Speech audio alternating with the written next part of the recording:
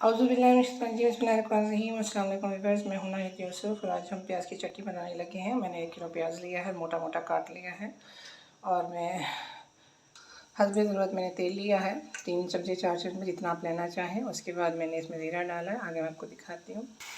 ज़ीरे को ब्राउन करके मैंने इसमें प्याज डाल दिया है और प्याज को मैं हल्का सा फ्राई करूँगी। आगे मैं आपको दिखाती हूँ। देखिए ना, मैंने इसमें नमक लिया है, मिर्चें ली हैं कुटी हुई, हल्दी ली है और धनिया है दरदरा सा। और ये प्याज हल्का सा वो हो गया, इसके अंदर मैं चीज़ें डाल देती हूँ। और इसे आप टमाटर के साथ भी बना सकते हैं, बगैर टमाटर के साथ भी बना सकते हैं।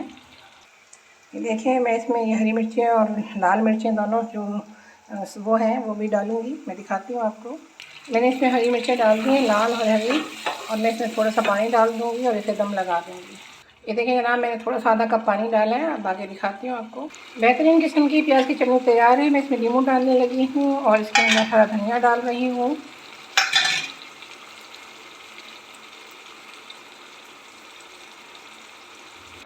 देखिए जनाब, प्याज की चटनी तैयार है। स्पाइसी किस्म की, आप इसमें मसाला कम या ज़्यादा कर सकते हैं, हरी मिर्ची कम या ज़्यादा कर सकते हैं।